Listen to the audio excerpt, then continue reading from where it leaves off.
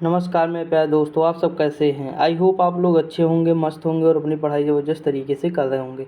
दोस्तों हम लोग एनसीईआरटी देख रहे थे, 6 से 12 वाली वन लाइनर के रूप में देख रहे थे। इसमें हमने इंडियन ज्योग्राफी देखा, भारत का भूगोल देखा, मतलब वही इंडियन ज्योग्राफी भारत का भूगोल, विश्व का भूगोल यानी वर्ल्ड ज्योग्राफी देखा। कल हमारी वर्ल्ड ज्योग्राफी भी कंप्लीट हो गई पूरी तरह, मैराथन भी मैंने डाल दिया। उसके बाद इससे पहले हमने देखा था तो पोलिटी देखा था, इंडियन पोलिटी भारतीय राज्य व्यवस्था। तो दोस्तों ये दो तीन मतलब दो टॉपिक मान के चलिए कंप्लीट हो गया, एक ज्योग्राफी और एक पोलिटी। अब उसके बाद हम उसी के बाद जैसे ज्योग्राफी हमारा कंप्लीट होता है हम पर्यावरण पढ़ते हैं। तो हम पर्यावरण दोस्तों देखेंगे, पर्यावरण एवं पारिस्थितिकी, इन्वायरमेंट एंड इकोलॉजी के बारे में जानेंगे। देखिए पर्यावरण क्या होता है दोस्तों। पर्यावरण होता परिधन आवरण से बनकर मिलकर बना है। देखिए पृथ्वी के चारों ओर अगर हम बात करें तो ऊपर जो है आसमान में पृथ्वी के मतलब थोड़ी दूरी पर पृथ्वी के चारों ओर एक आवरण है। कि कैसा आवरण है तो वो विभिन्न गैसों का जो आवरण है वही पर्यावरण होता है। और जब वो गैसों का अनुपात जो बदलने लगता है, तो जब अनुपात वो बदलने लगता है तो हम कहते हैं पर्यावरण क्षरण हो रहा है, पर्यावरण को नुकसान हो रहा है। ठीक, तो ये चीज़ है, तो थोड़ा ध्यान दीजिएगा। बाकी हम आगे जैसे जैसे बढ़ेंगे सारी चीज़ें देखेंगे, आपके सारे क्वेश्चन इसी में कंप्लीट हो जाएंगे। हम कंप्लीट पर्यावरण पारिस्थितिकी इसी वीडियो में देखेंगे, इसके अलावा हम और नहीं देखेंगे। ठीक, इसी में हमारा कंप्लीट हो जाएगा दोस्तों, तो थोड़ा ध्यान से देखिएगा। देखिए लिखा है कि पारिस्थितिकी किनके मध्य पारस्परिक संबंधों का अध्ययन करता है। तो देखिए पारिस्थितिकी क्या है, ये जीव समुदाय और वातावरण के मध्य जो संबंध होता है वो पारिस्थितिकी होता है, इकोलॉजी होता है। पर्यावरण के 3 प्रमुख घटक कौन कौन से हैं दोस्तों। जैविक घटक है, अजैविक है, भौतिक घटक है या तथा ऊर्जा घटक है। ठीक, अगर हम बात करें तो देखिए जैविक, अजैविक और ये भौतिक या ऊर्जा घटक हो जाएगा। अगला बात करें तो सर्वप्रथम गहन पारिस्थितिकी या डीप इकोलॉजी का संबंध मतलब शब्द का प्रयोग किसने किया था, तो आर्नीनेस ने किया था। किसने किया था, आर्नीनेस ने किया था। ठीक दोस्तों, आगे बढ़ें। देखिए अगला क्वेश्चन दिया हुआ है कि घास, स्थल, वन तथा मरुस्थल किन पारिस्थितिकीय तंत्र के उदाहरण हैं। तो स्थलीय है, क्योंकि ये सारे स्थल पे हैं तो स्थलीय हो जाएंगे। एक पद जो केवल जीव द्वारा ग्रहण किए गए स्थान का ही नहीं बल्कि जीवों के समुदाय में उसकी कार्यात्मक भूमिका का भी वर्णन करता है, वो कहलाता है पारिस्थितिक कर्मता। क्या कहलाता है, पारिस्थितिक कर्मता। अगला है कि 10% नियम किससे संबंधित। ऊर्जा के खाद्य के रूप में एक पोषी स्तर से दूसरे पोषी स्तर तक 10% ही ऊर्जा पहुंचती है। ठीक, कितने, 10% ऊर्जा पहुंचती है। अगला है दोस्तों क्या है, देखिए ये उदाहरण ये किसने दिया था नियम दोस्तों, अभी हम देखेंगे आगे कि किसने नियम दिया था। और जो है आप लोग जानते भी होंगे 10% ऊर्जा का नियम किसने दिया था। तो इस समय मेरे माइंड से थोड़ा मतलब स्किप है। कई बार कुमार गौरव सर पढ़ाए होंगे, आप लोग देखे भी होंगे, क्योंकि पहले जब क्लास लेता था तो पढ़ा था। मतलब इस समय मेरे दिमाग से स्किप है दोस्तों, रियल बता रहा हूँ, क्योंकि मॉर्निंग का समय है ना, तो ज़्यादा मतलब जो है समझ में नहीं आ रहा है। लेकिन कोई दिक्कत नहीं, हम अभी आगे आएगा ज़रूर तो हम देख लेंगे। अगला धारणीय और स्थायी विकास, सस्टेनेबल डेवलपमेंट की अवधारणा सर्वप्रथम किसने दी थी, ब्रटलैंड कमीशन ने दी थी। यूपीएससी में भी क्वेश्चन पूछा गया है, 1987 में दिए थे, धारणीय विकास सस्टेनेबल डेवलपमेंट। अगला पारितंत्र में खाद्य श्रृंखलाओं के संदर्भ में किन प्रकार के जीवों अपघटक कहलाते हैं, यानी जो कैसे जीव हैं जो अपघटक कहलाते हैं, तो कवक और जीवाणु हैं। अगला स्थलीय पारिस्थितिकीय तंत्र में जीवभार का पिरामिड कैसा होता है, तो सीधा होता है दोस्तों। कैसा होता है, सीधा होता है। देखिए अगला है जीवभार का पिरामिड किस पारिस्थितिकीय तंत्र में उल्टा विपरीत होता है, तो जल में विपरीत होता है। देखिए ध्यान दीजिए, जैसे मान लीजिए हमारा पेड़ है, तो देखिए ये सीधा है कि नहीं दोस्तों। इस तरह जो पिरामिड बनेगा, जैसे पेड़ की छाया होगी, बहुत सारे होंगे, उसके ऊपर सबसे ऊपर बहुत कम लोग होंगे पेड़ पे, होंगे कि नहीं, तो ये सीधा है। और जल में जो है इस तरह होता है, इस तरह बहुत कम जो है ऐसे जीव होंगे जो जल के सबसे अंदर होंगे, बाकी सब ऊपर होंगे कुछ। ठीक, कुछ उसके बाद इस तरह बनेगा। तो थोड़ा ध्यान दीजिएगा कि ये क्या है, स्थलीय है, और ये उल्टा वाला क्या है, तो ये जलीय है। कब पूछा जाता है एग्जाम में, ध्यान दीजिएगा। देखिए यहाँ क्या है, पारिस्थितिकी तंत्र में तत्वों के चक्रण को क्या कहते हैं, जैव भू रासायनिक चक्रण, बायो जियो केमिकल साइकिल कहते हैं। समुद्रिक वातावरण में कौन से जीव मुख्य प्राथमिक उत्पादक होते हैं, तो फाइटोप्लैंक्टन होते हैं। अगला क्वेश्चन दिया है, पारिस्थितिकी तंत्र का गतिक हृदय किसे कहते हैं, तो ऊर्जा प्रवाह या खनिज चक्र को कहते हैं। अगला, किसी क्षेत्र के सभी जीवधारी तथा वातावरण में उपस्थित अजैव घटक संयुक्त रूप से किसका निर्माण करते हैं, तो पारितंत्र का निर्माण करते हैं। देखिए यहाँ लिखा है दोस्तों, पारिस्थितिकीय तंत्र या इकोलॉजी सिस्टम शब्द का सर्वप्रथम प्रयोग किसने किया, तो एजी टॉन्सले ने किया। किसने किया? एजी टॉन्सले ने किया। इंपॉर्टेंट क्वेश्चन है, ध्यान दीजिएगा। आगे हम बढ़ते हैं दोस्तों। देखिए उनका नाम नहीं याद आ रहा है, मैं भी सोच रहा हूँ क्या है। मतलब हाई बिल्कुल सिंपल, मतलब ऐसा नहीं कि जैसे ऊर्जा से 10% ऊर्जा का नियम जो दिए हैं, लेकिन माइंड से स्किप है तो आएगा नहीं, यही होता है। देखिए सर्वाधिक स्थायी पारिस्थितिकी तंत्र कौन सा है? तो महासागर है दोस्तों। जैवमंडल आरक्षित क्षेत्र नंदा देवी किस राज्य में है? तो उत्तराखंड में है। भारत के किस राज्य या केंद्र शासित प्रदेश में विविध समुद्री पेड़ पौधे तथा जीव जंतुओं को संरक्षित करने के लिए जैव आरक्षित क्षेत्र बायोस्फीयर रिजर्व स्थापित है? तो अंडमान निकोबार में है दोस्तों। आगे बढ़ते हैं। भारत के प्रथम जैवमंडल आरक्षित क्षेत्र नीलगिरी को, ध्यान दीजिए, पहला है भारत में प्रथम जैवमंडल आरक्षित क्षेत्र नीलगिरी को 2000 में यूनेस्को द्वारा जैवमंडल आरक्षित क्षेत्र घोषित किया गया। वर्तमान में कुल कितने हैं? तो 12 आरक्षित क्षेत्र यूनेस्को के नेटवर्क में शामिल है। वाल्मीकि बाग आरक्षित क्षेत्र कहाँ है? पश्चिमी चंपारण बिहार में है दोस्तों। और हम ये पढ़े थे वाल्मीकि जो है राष्ट्रीय उद्यान की बात करें तो कहाँ पढ़े थे? तो बिहार में पढ़े थे। अगला, पारिस्थितिकी तंत्र की ऊर्जा का प्रमुख स्रोत किसे माना जाता है? तो सोलर रेडिएशन या सौदिक विकिरण को माना जाता है। जो सूर्य से किरणें आती हैं, विकिरण आती है, उसी को माना जाता है। हाँ ये देखिए लिंडेमान का नियम था दोस्तों, हमने बताया था ना आगे आएगा। 10% का नियम किस वैज्ञानिक ने दिया? तो रेमंड लिंडेमान ने दिया था। तो ये चीज़ था दोस्तों, माइंड से स्किप था तो आ नहीं रहा था। देखिए पर्यावरणीय नियतवाद या निश्चयवाद का प्रतिपादक किसने किया? कार्ल दीटर ने किया। पारिस्थितिकीय पिरामिड की संकल्पना किसने दी? तो चार्ल्स एल्टन ने दी। किसने? Charles Elton. पारिस्थितिकीय इकोसिस्टम में उच्चतम पोषण स्तर पर प्राप्त होता है तो सर्वाहारी को प्राप्त होता है। पेड़ पौधे किस रूप में मृदा को नाइट्रोजन ग्रहण करते हैं? तो नाइट्रेट आयन में ग्रहण करते हैं। अगला, महाराष्ट्र सरकार ने स्वयं को वन्यजीव कार्य योजना 2021 और 21 से 30 पारित किया। ऐसा करने वाला यह भारत का पहला राज्य बन गया। इम्पोर्टेंट है। अगला है, विश्व का प्रथम रामसर स्थल घोषित किया गया। तो कोबर्ग प्रायद्वीप 1974 में घोषित किया गया। ठीक दोस्तों, आगे बढ़े। बायोम देखते हैं। Biome and biosphere. पृथ्वी पर पेड़ पौधे तथा जीव जंतुओं सहित प्रमुख पारिस्थितिकी तंत्र क्या कहलाते हैं? तो बायोम कहलाते हैं। आगे हम बात करें पृथ्वी का सबसे बड़ा बायोम कौन है? तो जलीय बायोम है, सबसे ज़्यादा जलीय बायोम है। सबसे कम जैव विविधता और जैव भर वाला बायोम कौन सा है? तो टुंड्रा बायोम है, वहाँ बहुत कम लोग रहते हैं।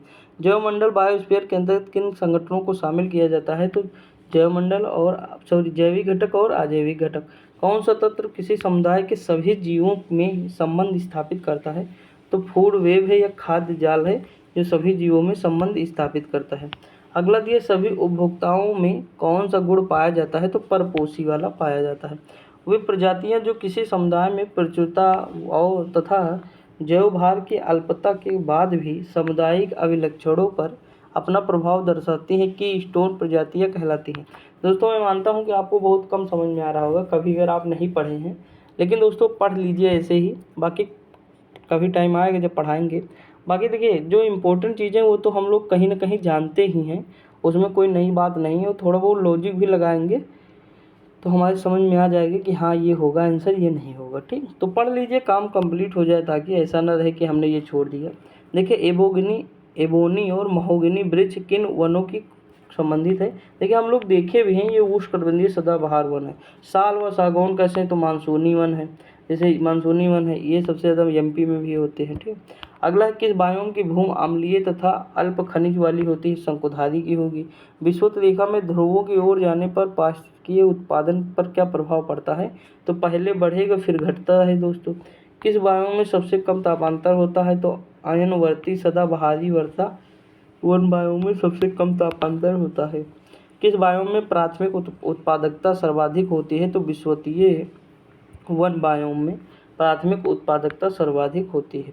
ठीक, यानी पेड़ पौधे सबसे ज़्यादा कहाँ होते हैं? तो यहाँ होंगे।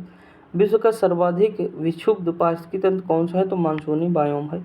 यूकेलिप्टस वृक्ष को पारिस्थितिकीय सत्र या इकोनॉमी कहा जाता है या ऑस्ट्रेलिया महाद्वीप में बहुतायत में पाया जाता है? यूकेलिप्टस ऑस्ट्रेलिया महाद्वीप में बहुतायत में पाया जाता है, ध्यान दीजिए। सागर जल के नितल या तलहटी में रहने वाले जीवों को कौन सी संज्ञा दी गई है? बेंथस दी गई है।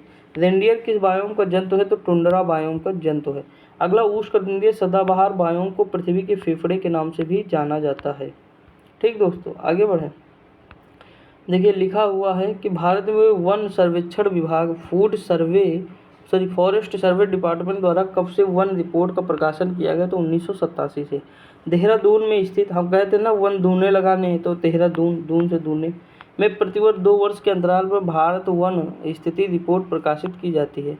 दोस्तों बारिश बहुत ज़्यादा हो रही, सुबह 7 अभी बजे हैं, लेकिन सुबह सुबह हमारे यहाँ बहुत ज़्यादा हो रही है, तो थोड़ा बहुत आवाज़ आएगी तो मैनेज कर लीजिएगा।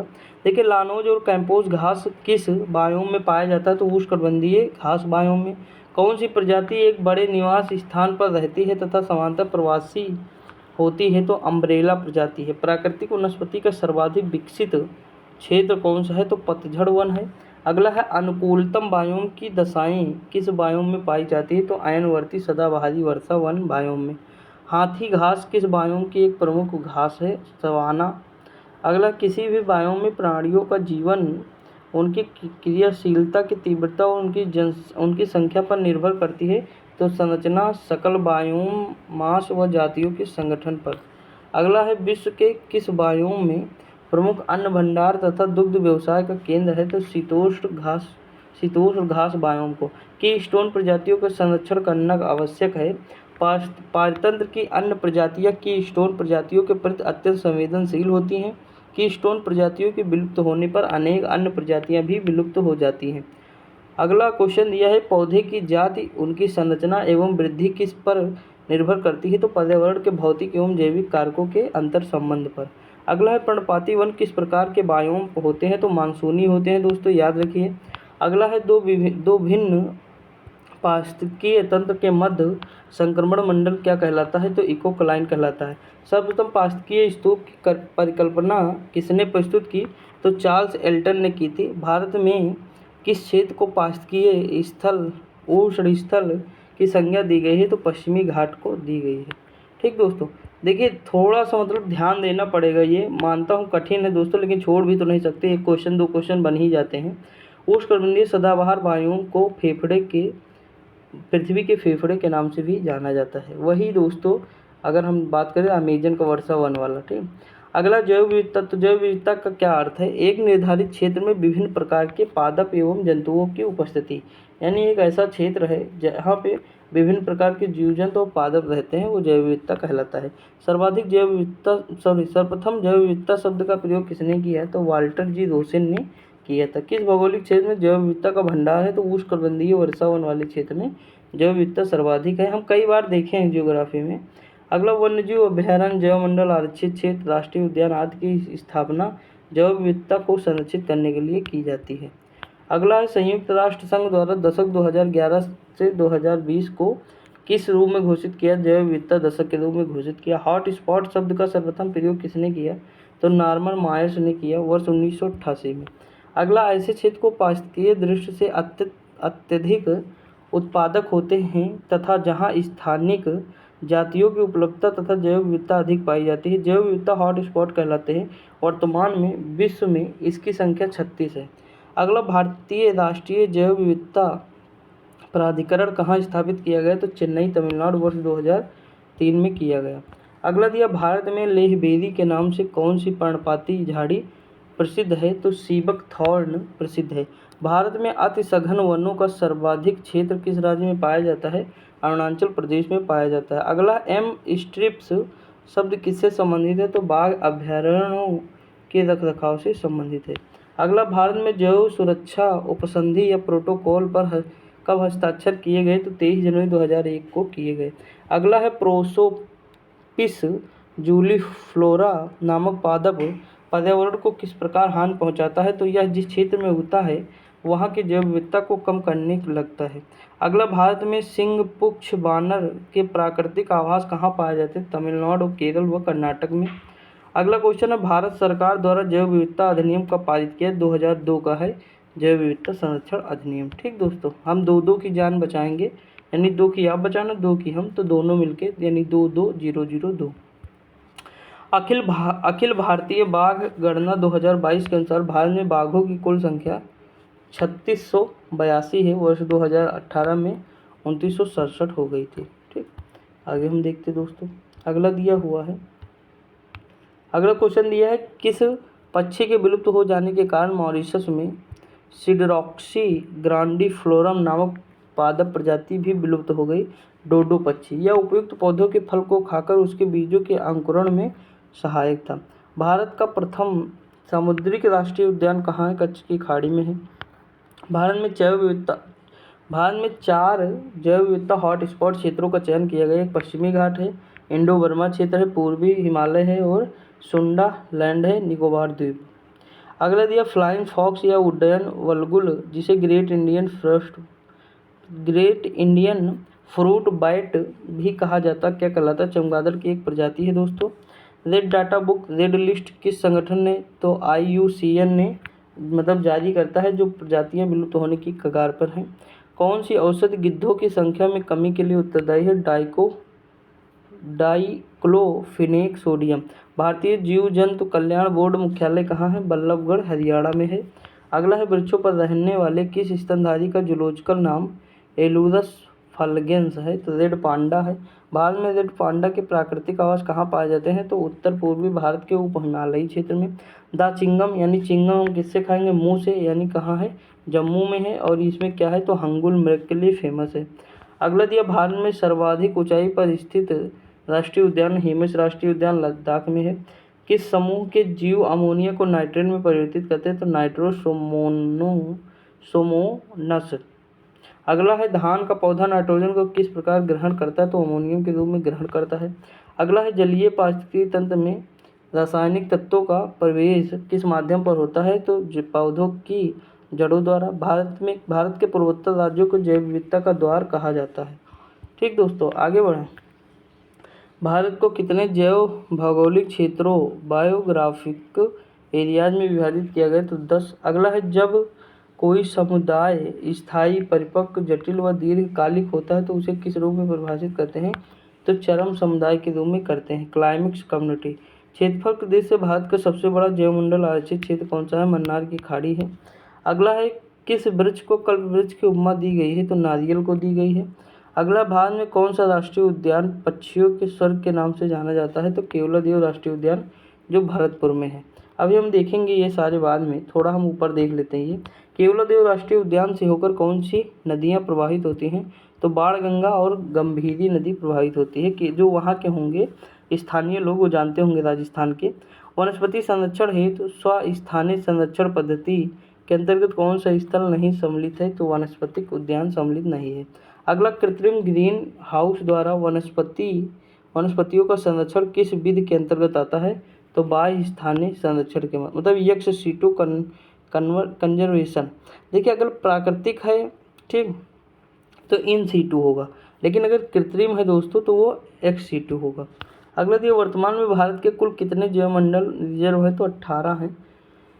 अब देख लेते हैं भारत के वन, राष्ट्रीय उद्यान, जीव अभ्यारण्य एवं टाइगर रिजर्व। देखिए, टाइगर रिजर्व 54 है, वन्य जीव ज़्यादा है 567 है, राष्ट्रीय उद्यान 106। जम्मू कश्मीर में दासिंगम है, सलीम है, किश्तवाड़ है, काजीनाग। मैंने कहा था जो है सलीम क्या करेगा? चिंगम लेगा। किस पे लेगा? किस्त पे लेगा, उसके बाद मुंह से खाएगा। तो किस्त से किश्तवाड़, सलीम से सलीम और चिंगम से दासिंगम और मुंह से जम्मू कश्मीर। ठीक। वन्यजीव की बात करें तो शीत मरुस्थल है, होके रसर है और सुरिनसर मानसर है। ठीक। ऑप्शन नंबर इसमें अगर हम बात करें तो 3 हो जाएंगे। अगला लद्दाख में हेमिसाई है, यहाँ क्या है? चांगथोंग है। आगे बात करें तो हरियाणा में कालेसर है, सुल्तान है, कालेसर है, नाहर है। हिमाचल प्रदेश में ग्रेट इंडियन नेशनल पार्क है और इंदर किला है, चंद्रताल है, पोंग डैम लेक है। ये टाइगर वन्यजीव संरक्षण अधिनियम। ठीक। उसके बाद रेणुका है, खीरगंगा है, पिन घाटी है, सिम्बाल बारा है। हम लोग ये देखे भी हैं अच्छे से। उत्तराखंड जिम कॉर्बेट प्रथम राष्ट्रीय उद्यान 1936 में गंगोत्री, गोविंद पशु विहार, नंदा देवी, राजा जी, फूलों की घाटी, केदारनाथ हो जाएगा यह। ठीक। अगर हम बात करें राजस्थान में कौन कौन से हैं तो केवलादेव, रणथंभौर, सरिस्का, मरुस्थलीय, मुकंदरा हिल।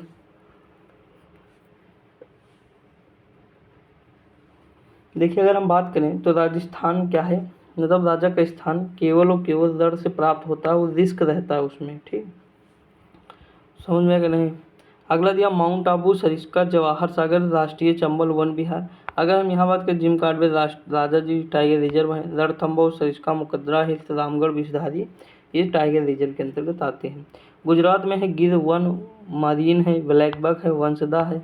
यहाँ कौन सा गिर है, नल सरोवर है, नारायण सरोवर है, पूर्णा और जंगली गधा है। ये सब हम लोग अच्छे से देखें हैं दोस्तों, मतलब ट्रिक भी मैंने इसकी सबकी बताई है।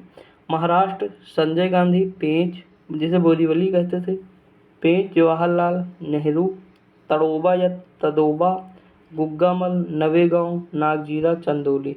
यहाँ ग्रेट इंडियन बस्टर्ड है, फंसड है, बोर है, कलसुबाई, हरिश्चंद्र घाट, मेलघाट, नागजीरा, कर्नाला पक्षी, पेनगंगा, उमरेद, पौनी, करहांदला। और अगर बात करें तो मेलघाट, तड़ोबा, अंधारी, पेंच, सह्याद्री, नौगांव, नगजीरा, बोर सबसे छोटा है। बोर का है सबसे छोटा है दोस्तों, हेमी सबसे बड़ा था।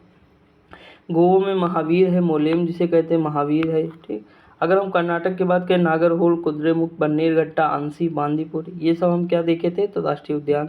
अगर हम बात करें इनके जो है वन्यजीव संरक्षण अधिनियम की तो दांडेली है, घाट प्रभा चिंचोली है, ताल कावेरी है। और देखिए यहाँ क्या है, बांदीपुर है, भद्रा है, दांडेली है, अंसी अकाली है, नागरहोल, बिलगिरी रंगनाथ मंदिर है। ठीक,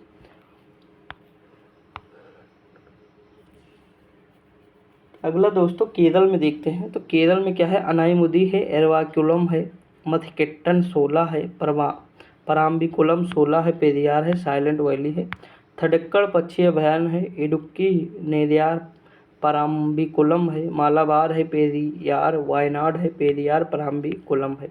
अब देखिए यहाँ लिखा केवलादेव साइबेरियन क्रेन है नामक प्रवासी पक्षी का आश्रय स्थल है, मॉन्ट्रैक्स रिकॉर्ड में शामिल है, प्रथम राष्ट्रीय उद्यान है। ठीक दोस्तों, अगला है देखिए तेलंगाना में क्या है, कासु ब्रह्मानंदन रेड्डी महावीर हरीना वनस्थली है। वन्यजीव में कौन, नागार्जुन, प्राणहिता, किन्नेर सारी है। कंवल और अमराबाद किस में है, टाइगर रिजर्व में हो जाएगा। इंदिरा गांधी टाइगर, इंदिरा गांधी है, मृदुमलाई है, गुंडी है, मुकुर्ती है, मन्नार की खाड़ी है, मन्नार की खाड़ी सागरीय उद्यान है। अब देखिए इसमें वन्यजीव कौन से हैं, कोडाई कनाल है, पॉइंट जो है कैलीमार है, पुलिकट झील है, सत्यमंगलम है, कलाकाड़ है, वेंथांगल है, वेल्लानाडो, मृदुमलाई है, कलक्कड़, मुंडन, थुरई है, अन्नामलाई है, मृदुमलाई है, श्री विल्लीपुथुर, मेघमलाई है, सत्यमंगलम। ठीक, अभी ये सब लेटेस्ट है ये वाला। अगला आंध्र प्रदेश में राजीव गांधी, पापीकोंडा, श्री वेंकट भगवान, कोरिंगा है, कोलेरू है, पुलिकट है, नागार्जुन है, सागर श्रीशैलम है। नागार्जुन सागर श्रीशैलम सबसे बड़ा क्षेत्रफल है। आगे बढ़े, देखिए छत्तीसगढ़ में इंद्रावती है, कांगेरी है, गुरु घासी है जिसे संजय कहते थे। ठीक, अगला है अचान कमार है, सीता नदी है। इंद्रावती, उदंती, सीता नदी, अचान कमार हो जाएगा। आगे अगर हम बात करें तो उड़ीसा भीतरकनिका, सिमलीपाल, भीतरकनिका, चिल्का, गहिरमाथा, नंदकानन, सतकोशिया, सिमलीपाल। जैसे भीतर नंद जो है बात कर रही तो 7 कोस उड़ने लगी। ठीक, तो मतलब बहुत गहरी बात कर रहे थे यानी गहिर माथा, सिमली यानी सिमलीपाल, सिमली से ही बात करेगी ना। तो ये इस तरह की मतलब मैंने ऑलरेडी इंडियन ज्योग्राफी में दोस्तों अच्छे से डिस्कस किया है सब कुछ, तो वहाँ देखे होंगे तो यहाँ इसीलिए नहीं बता रहा हूँ। उसके बाद सिमलीपाल, सतकोशिया और गौर्ज हो जाएगा हमारा। उसके बाद है पश्चिम बंगाल, जिसे पश्चिम में क्या हो तो मतलब बंगाल में क्या होगा, बंगले में बुक्स होंगी। ठीक, ये सब है।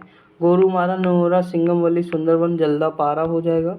उसके बाद है चपरा मारी, वल्लभपुर है, जो सुंदर बुक्सा हो जाएगा। त्रिपुरा में क्या है, क्लाउडेड लिपर्ड है, बाइसन है, राजबारी, गुमटी है, सिपाही जाला है। मिजोरम में मुलेन है, फावंग फुई या ब्लू माउंटेन है, दम्फा है, थोरांड लांग है, दम्फा हो जाएगा। अगर मणिपुर की बात करें केबुल लामझाओ, सिरोही हो जाएगा। नागालैंड के इकटाकी हो जाएगा, फॉकिम है इसमें वन्यजीव संरक्षण अधिनियम।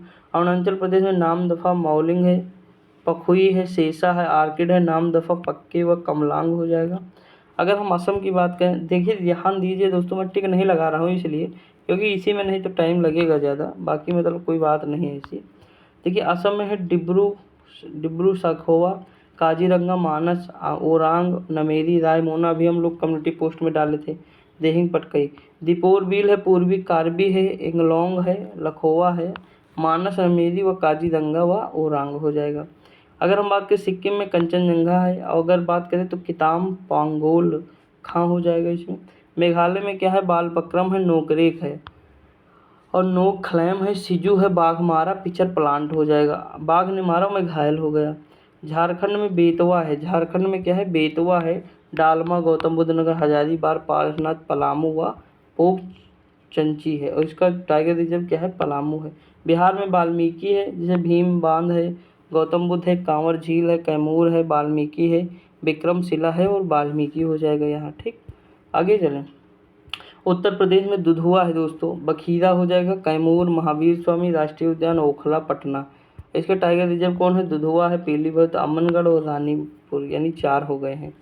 अगर हम बात करें मध्य प्रदेश में 11 राष्ट्रीय उद्यान हैं, सबसे ज़्यादा है बांधवगढ़, फॉसिल, मंडला, कान्हा, माधव, इंदिरा, प्रियदर्शनी, पेंच जिसे कहते हैं, पन्ना, संजय, सतपुड़ा, वन विहार, डायनासोर व कोनो हो जाएगा हमारा।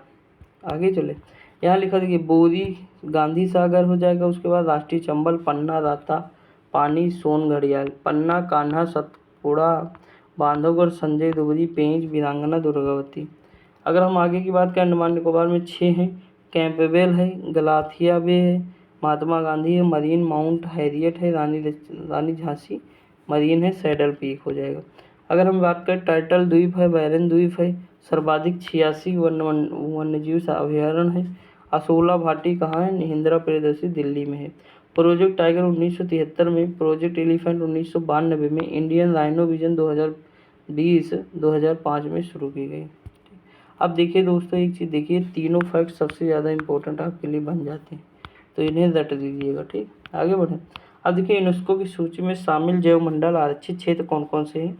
नीलगिरी केरल, कर्नाटक, तमिलनाडु में हो जाएगा, 2000 में शामिल है। मन्नार की खाड़ी तमिलनाडु 2001 हो जाएगा। सुंदरवन पश्चिम बंगाल 2001। नंदा देवी उत्तराखंड 2004। नौकरेक मेघालय 2009 हो जाएगा। आज पेन भी मंगा लेंगे दोस्तों, कोई टेंशन की बात नहीं। पंचमढ़ी मध्य प्रदेश 2009। सिमलीपाल उड़ीसा हो जाएगा 2009। अमरकंटक अचान कमार मध्य प्रदेश छत्तीसगढ़ 2012 हो जाएगा। ग्रेट निकोबार हो जाएगा, अंडमान निकोबार 2013 हो जाएगा। अगस्त्य मलाई तमिलनाडु है 2016। कंचनजंगा सिक्किम है 2018 है। पन्ना मध्य प्रदेश 2020 हो जाएगा। आगे हम बात करें, भारत में जैवमंडल आरक्षित क्षेत्र जहां स्थापित किया गया, नीलगिरी 1986 में। कार्टाना जेना प्रोटोकॉल किससे संबंधित, जैव सुरक्षा समझौता से संबंधित है। किस प्रकार की जैव विविधता का उपयोग प्रजनन कार्यों में किया जाता है, तो आनुवांशिक जैव विविधता का। अगला, भारत को सर्वप्रथम किसने जैव भौगोलिक क्षेत्रों तथा जैव भौगोलिक प्रदेशों में विभाजित किया, तो रोजर व पनवार ने। अधिबाधा क्या है, तो कछुओं की कुछ प्रजातियों की व्यापक घोंसला प्रक्रिया।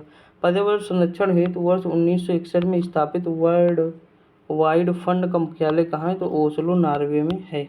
अगला है, किस राज्य में सर्वाधिक संख्या में राष्ट्रीय पार्क स्थापित है, मध्य प्रदेश में। जैव सुरक्षा का कार्टाजेना प्रोटोकॉल किस केंद्रीय मंत्रालय द्वारा क्रियान्वित किया गया है, तो पर्यावरण एवं वन मंत्रालय द्वारा। अगला दिया है, यूनेस्को ने वर्ष 1971 में अंतर सरकारी वैज्ञानिक कार्यक्रम के रूप में मानव एवं जैवमंडल MAB कार्यक्रम प्रारंभ किया था। ठीक दोस्तों, आगे बढ़ें। अगला क्या दिया हुआ क्वेश्चन देखिए, अगला दिया गया, भारत में प्रथम national centre for marine biodiversity किस शहर में स्थापित है, तो जामनगर गुजरात में। उड़ने वाली छिपकली जिसे ड्रेको का कहा जाता है वह भारत में कहाँ पाए जाते हैं, पश्चिमी घाट के वनों में। क्षेत्रफल की दृष्टि से भारत का सबसे बड़ा टाइगर रिजर्व कौन है, नागार्जुन सागर है, आंध्र प्रदेश में है, हम लोग देखे भी थे वहाँ। जिम कॉर्बेट उत्तराखंड 1936 में स्थापित भारत का प्रथम राष्ट्रीय उद्यान प्रोजेक्ट टाइगर के अंतर्गत अधिसूचित प्रथम टाइगर रिजर्व भी है। पहले इसका नाम हेली राष्ट्रीय उद्यान था। विश्व का कौन सा द्वीप केवल, देखिए जिम कॉर्बेट का नाम गंगा भी हो गया है वर्तमान में, तो ज़्यादा टेंशन नहीं ले रही। देखिए, कौन सा द्वीप केवल पक्षियों के लिए आरक्षित है, तो कजिन द्वीप सेशल्स में है, पक्षियों के लिए है। केवल पक्षियों का प्रथम वनारे, देखिए यहाँ लिखा है, भारत में पक्षियों का प्रथम वन अरण्य कहाँ स्थापित है, तो वेदांथंगल तमिलनाडु में है। भारत का प्रसिद्ध नीलगिरी जीवमंडल आरक्षित क्षेत्र कितने राज्यों में विस्तृत है? तो 3 राज्यों में, कर्नाटक, तमिलनाडु और केरल। कान्हा राष्ट्रीय उद्यान तो बारीसिंगा के लिए प्रसिद्ध है। भारत में प्रसिद्ध फूलों की घाटी वाला राष्ट्रीय उद्यान क्षेत्र किन पर्वतारोहियों ने खोजा? तो फ्रैंक स्माइथ व होल्ड्सवर्थ ने खोजा। अगला देखिए, किसे गंगा के टाइगर की उपमा दी गई है? डॉल्फिन को। देखिए, घाना कहाँ है? पश्चिम भरतपुर राजस्थान में है। रंगनथिट्टू कहाँ है? मांड्या कर्नाटक में। बेदाथंगल पक्षी विहार कहाँ? कांचीपुरम तमिलनाडु में। नीला पट्टू पक्षी नेल्लौर आंध्र प्रदेश में है। सुल्तानपुर पक्षी विहार गुरुग्राम हरियाणा में है। सलीम अली चोरावो मांडवी के पास है, गोवा में।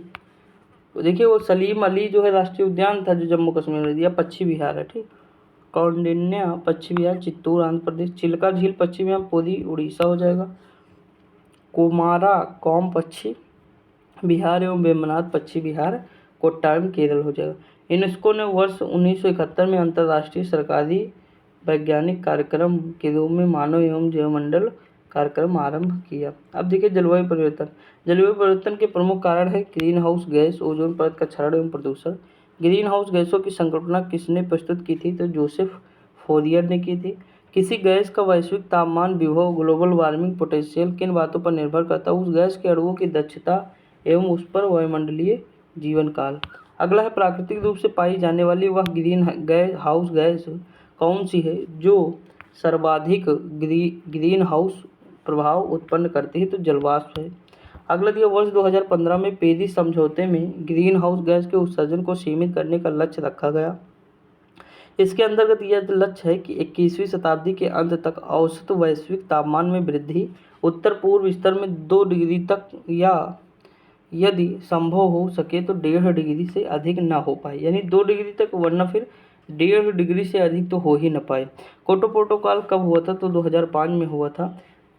ये कहाँ है? तो जापान में है, क्योटो शहर है जापान का। वह सर्वाधिक भंगुर पारिस्थितिकी तंत्र कौन सा है जो वैश्विक तापन द्वारा सबसे पहले प्रभावित होता? तो आर्कटिक एवं ग्रीनलैंड हिमचादर, यानी हिमचादर पहले पिघलेगी।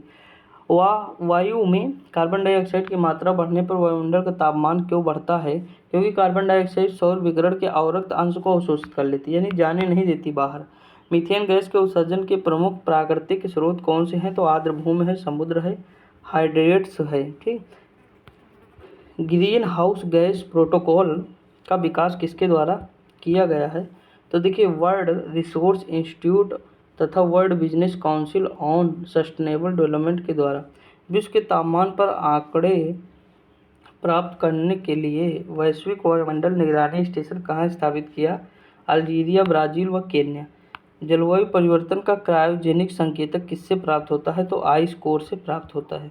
आगे की बात करें तो हिम तत्व किसी ग्लेशियर या बर्फ की चादर को छेद प्राप्त किया जाता है, एक बेलनाकार नमूना है। भूटान एक कार्बनिक निगेटिव देश है, या प्रतिवर्ष वायुमंडल में 6 मिलियन टन कार्बन अवशोषित करता है, ठीक दोस्तों।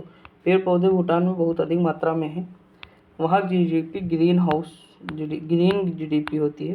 देखिए, वैश्विक जलवायु परिवर्तन के संदर्भ में कौन सी पद्धतियाँ मृदा में कार्बन प्रच्छादन या संग्रहण में सहायक है? तो समोच्च बांध, अनुपद सस्यन एवं शून्य जुताई।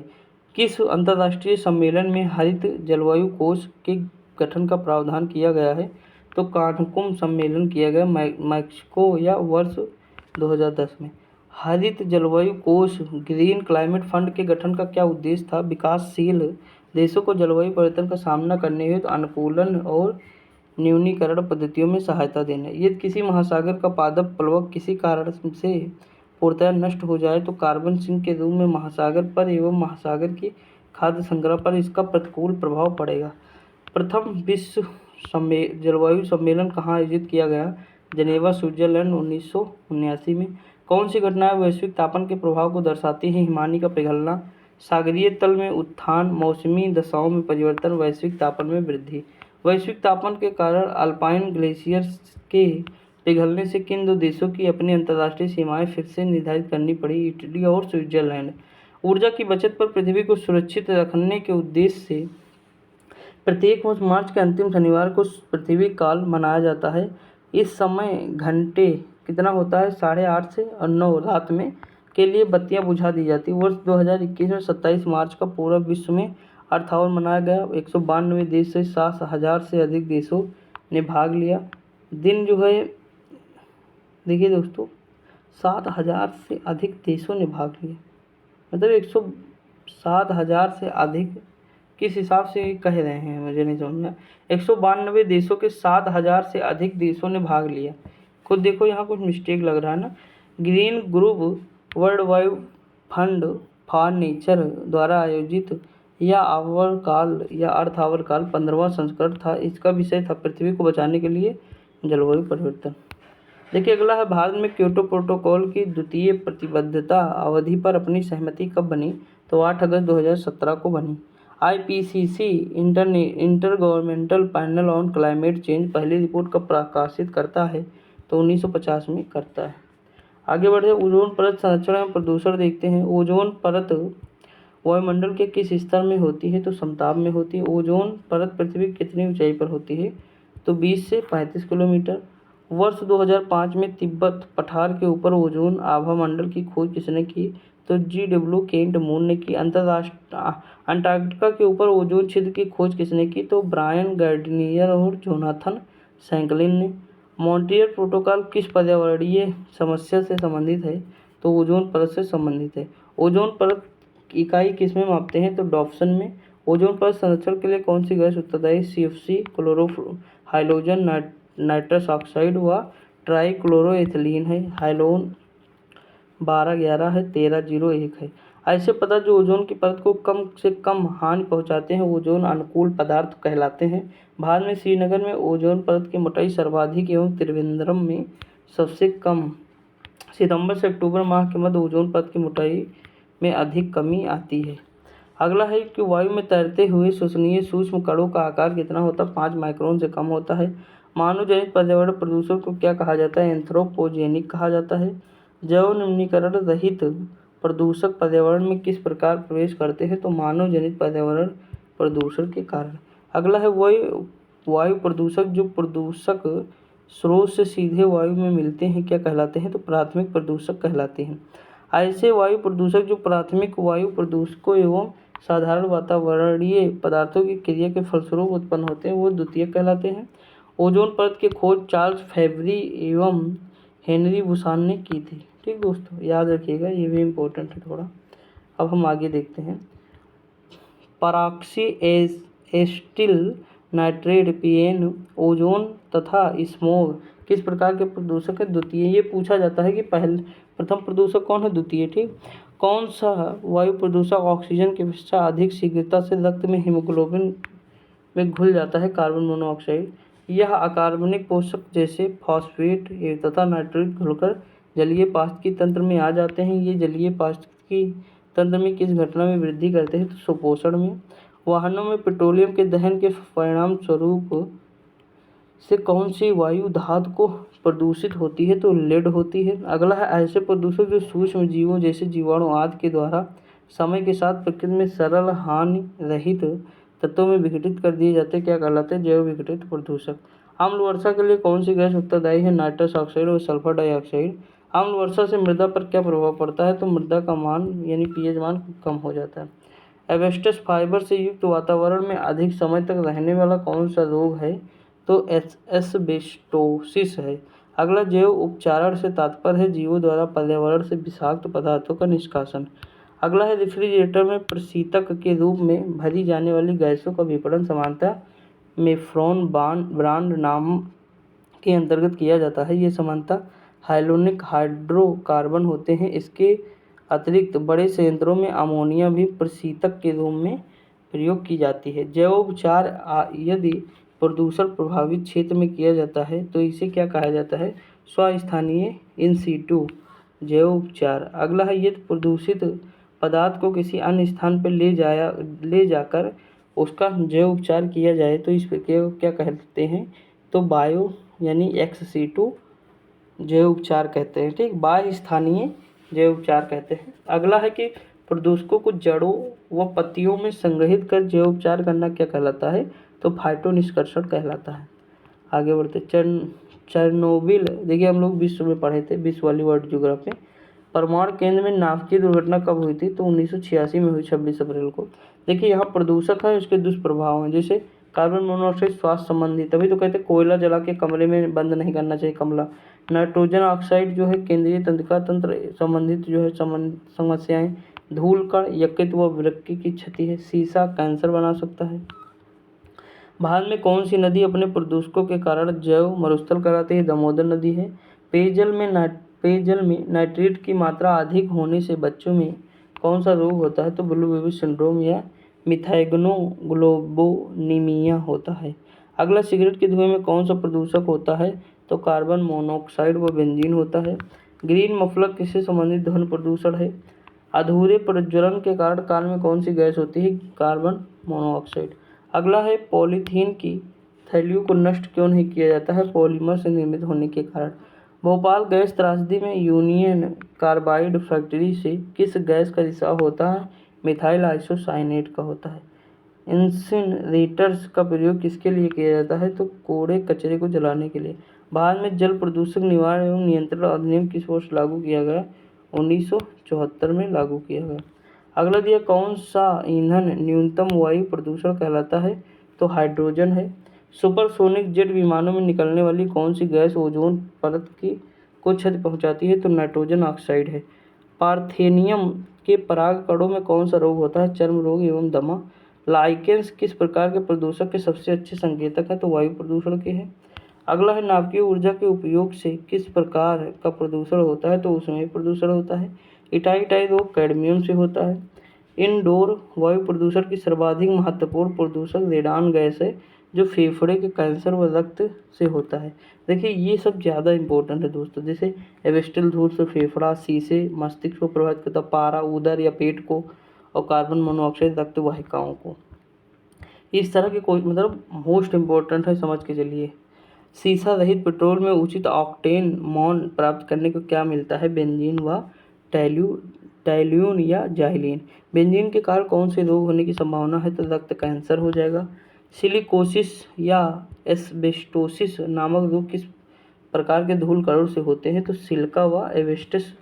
देखिए नाम ही से है दोस्तों बने दोनों। भूमिगत जल में प्रदूषित करने वाले प्रमुख प्रदूषक कौन है? आर्सेनिक व फ्लोराइड है। ठीक। अगला है, कोयला उद्योग में संलग्न व्यक्तियों को सामान्यतः कौन सा रोग होता है? तो न्यूमोकोनियासिस होता है। भारत में प्राय सभी अपमार्जकों में किस पदार्थ की अधिकता पाई जाती है? तो फास्फेट की। किस उद्योग में संलग्न लोगों में बिसिनोसिस रोग से ग्रस्त हो जाने पर जोखिम होता है? कपड़ा उद्योग। जल में कार्बनिक उद्योगों का मापन सामान्यतः किस पद्धति से किया जाता है? तो क्रोमैटोग्राफी से।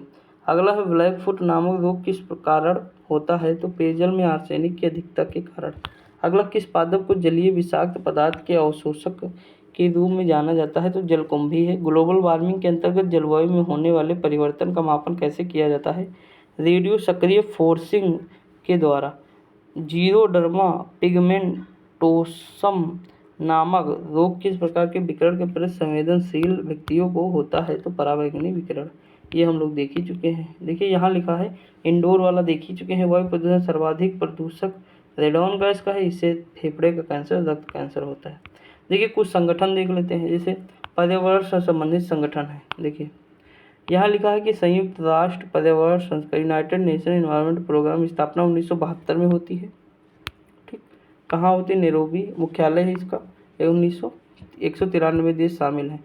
वैश्विक व क्षेत्रीय राष्ट्रीय पर्यावरण पारिस्थितिकी एवं प्रवृत्तियों का आकलन करना व राष्ट्रीय पर्यावरण पर्यावरणीय उपकरण विकसित करना, यानी इसका उद्देश्य है दोस्तों। अगला है कि IUCN international union for conservation of nature स्थापना होती है अक्टूबर 1948 में। मुख्यालय ग्लान स्विट्जरलैंड में है। 1300 सदस्य हैं इसके। यह प्राकृतिक संरक्षण तथा प्राकृतिक संसाधनों के सतत उपयोग के क्षेत्र में कार्य करता है। अगले की बात करें तो है वन्य पादप एवं जंतुओं में संकटापन्न प्रजातियों के रूप में के व्यापार पर अंतर्राष्ट्रीय अधिसमय या वाशिंगटन कन्वेंशन की स्थापना कब होती है? 1973 में। जेनेवा मुख्यालय और 193 देश हैं। इसका उद्देश्य है यह सुनिश्चित करना कि वन्य जीवों एवं पादपों का अंतर्राष्ट्रीय व्यापार व उनकी उत्तरजीविता के लिए संकट उत्पन्न न करे। वन जंतुओं की प्रवासी प्रजातियों के संरक्षण पर अभिसमय स्थापना 1979 में होती है। बार्न जर्मनी में है, 313 सदस्य हैं। अगर हम बात करें, यह अभिसमय प्रवासी पशु पक्षी के संरक्षण के लिए वैश्विक मंच प्रदान करता है। देखिए, अब ये थोड़े एक दो ज़्यादा इम्पोर्टेंट है, बाकी सारे इम्पोर्टेंट नहीं है दोस्तों, हम यही देखेंगे। देखिए, यहाँ की अगर बात करें, ये वाला सबसे ज़्यादा इम्पोर्टेंट है। वर्ल्ड वाइड फंड एवं नेचर, WWF की बात कर रहा हूँ। 1961 में मुख्यालय ग्लांड स्थापना 61 में मुख्यालय ग्लांड स्विट्जरलैंड में, 100 देश है। यह क्या करता है? पर्यावरण संरक्षण, शोध एवं पुनर्स्थापना के लिए कार्य करता है। वर्ल्ड लाइफ इंटरनेशनल, स्थापना 1920, कैम्ब्रिज मुख्यालय है, 121 देश है। अगर बात करें, यह पक्षियों और उनके आवासियों का संरक्षण करके वैश्विक जैव विविधता का संरक्षण करता है। अगला हम आगे बात करें तो वर्ल्ड इंस्टीट्यूट, इसकी स्थापना 1974 में, सारे नहीं याद करने, वाशिंगटन DC है। ग्रीन पीस 1971, मुख्यालय एम्स्टर्डम है। वेटलैंड, ये इंपॉर्टेंट है थोड़ा, 1996, मुख्यालय कहाँ है? वेंजिंगन, नीदरलैंड्स में है। रॉटरडम कन्वेंशन कब हुआ? 98 में, 157 देश रॉटरडम में है। स्टॉकहोम सम्मेलन इंपॉर्टेंट है दोस्तों, याद रखिए। स्थापना 2001 में, 192 स्टॉकहोम में, ठीक, स्विट्जरलैंड। आगे हम बात करें तो यह अनवरत जैव प्रदूषकों के प्रयोग से समाप्त करने अथवा उन पर प्रतिबंध लगाने के लिए कार्य करता है। अब हमारा लास्ट का बचा है दोस्तों, वो है मिसलेनियस, देखते हैं। देखिए, पगमार्क तकनीकी का प्रयोग किसके लिए किया जाता है? तो वन्य जंतुओं की जनसंख्या के आकलन के लिए। एजेंडा 21 का संबंध किससे? सतत विकास से। रियो डी जेनेरियो के पृथ्वी सम्मेलन 1992 में प्रस्तुत। इको मार्क क्या है? तो पर्यावरण अनुकूल उत्पादों को भारतीय मानक ब्यूरो द्वारा प्रदान किया गया प्रमाणित चिन्ह है। ग्लोबल 500 पुरस्कार या 500 पुरस्कार किस क्षेत्र में? पर्यावरण संरक्षण के क्षेत्र में दिया जाता है। ग्लोबल 500 वर्ष 1987 में संयुक्त राष्ट्र पर्यावरण कार्यक्रम द्वारा स्थापित किया गया। 1987 में अनिल अग्रवाल, जिन्हें भारत की पर्यावरणीय स्थिति रिपोर्ट 1982 में प्रस्तुत की थी, तथा वर्ष 2003 में डॉक्टर बिंदेश्वरी पाठक सुलभ इंटरनेशनल के संस्थापक को यह प्रदान किया गया था। ठीक दोस्तों, तो 2 लोगों को मिला है। किस देश में प्रत्येक माह के अंतिम शनिवार को राष्ट्रीय स्वच्छता दिवस? तो सिएरा लियोन को। किस पर्यावरण कार्यकर्ता को वृक्ष मानव कहा जाता है? तो चंडी प्रसाद भट्ट को, चिपको आंदोलन के संबंध में। अगला है राजीव गांधी पर्यावरण पुरस्कार किस लिए प्रदान किया जाता है? तो स्वच्छ प्रौद्योगिकी एवं विकास क्षेत्र में योगदान के लिए। राष्ट्रीय पर्यावरण इंजीनियरिंग शोध संस्थान कहाँ है? निधि, ये नागपुर में। पेरियार केरल में है, बाघों के लिए फेमस है। International institute of ecology and environment नई दिल्ली में है। भारत सरकार द्वारा किस वर्ष केंद्रीय गंगा प्राधिकरण का गठन 1982 में किया गया है? भारत में जलवायु परिवर्तन पर प्रथम राष्ट्रीय कार्य योजना कब प्रकाशित है? 2008 में। अगला दिया है कृषि वैज्ञानिक MS स्वामीनाथन को UNEP द्वारा फादर ऑफ इकोनॉमी इकोलॉजी की उपाधि दी गई है। ठीक, याद रखिए। अब हमारा ये थोड़ा बच्चा है, देख लेते हैं दोस्तों। भारतीय वन्य जीव संरक्षण देहरादून में है। हरित अर्थव्यवस्था में हरित GDP की संकल्पना प्रस्तुत करने वाला प्रथम देश चाइना था। पारिस्थितिकी स्थायी मितव्ययिता, यह किस आंदोलन का नारा है? चिपको आंदोलन। राष्ट्रीय कृषि वानिकी अनुसंधान केंद्र कहाँ है? झांसी, उत्तर प्रदेश में। अगला है अमृता देवी स्मृति पुरस्कार किस लिए दिया जाता है? वन्य एवं वन्य जीवों की सुरक्षा हेतु किए गए कार्यों के लिए। अगला है कौन सा जंतु विश्व वन्य जीव का शुभंकर कहा गया? पांडा। अगला है पृथ्वी विज्ञान मंत्रालय the ministry of earth science के गठन से पूर्व इस मंत्रालय का नाम क्या था? महासागर विकास मंत्रालय। आगे अगर हम बात करें तो यमुना एक्शन प्लान औपचारिक रूप से कब प्रारंभ किया गया? 1993 में। सासाकावा पुरस्कार किस क्षेत्र में प्रदान किया गया? पर्यावरण संरक्षण एवं प्रबंधन के क्षेत्र में। आंदोलन संबंधित व्यक्ति? चिपको आंदोलन सुंदरलाल बहुगुणा, गौरा देवी, चंडी प्रसाद भट्ट है। नर्मदा बचाओ आंदोलन मेधा पाटकर, बाबा आमटे। मैती आंदोलन कल्याण सिंह रावत है। बिश्नोई आंदोलन है संत जाम्भोजी, अमृता देवी बिश्नोई है। प्रथम पृथ्वी शिखर सम्मेलन कहाँ आयोजित किया गया? रियो डी जेनेरियो, ब्राजील, वर्ष 1992 में। अखिल भारतीय बाघ जनगणना 2022 के अनुसार बाघ जनसंख्या 3 राज्य कौन है? MP है, उसके बाद है कर्नाटक, फिर उत्तराखंड। तो दोस्तों देखिए, हमारा यहाँ पर ज्योग्राफी का मतलब ये इन्वायरमेंट कंप्लीट होता है। देखिए, मानता हूँ कुछ फैक्ट रह गए होंगे, लेकिन दोस्तों इतने ही इसमें फैक्ट थे, और कुछ जो इम्पोर्टेंट एडिशनल जानकारी वो हम ऐड कर देंगे कुछ, तो इसकी PDF जो मिलेगी आपको कुछ ऐड होकर मिलेगा। तो दोस्तों देखिए आज के लिए हम इतना ही देखेंगे दोस्तों, क्योंकि जो है माइक है नहीं तो इतना देखेंगे, उसके बाद माइक आ जाएगा। फिर कल से हम वीडियो देखेंगे बहुत अच्छे से, हिस्ट्री से शुरुआत करेंगे, एक नए तरीके से आपको बताएंगे। ठीक, तो आज के लिए इतना ही, मिलते हैं कल, तब तक के लिए जय हिंद।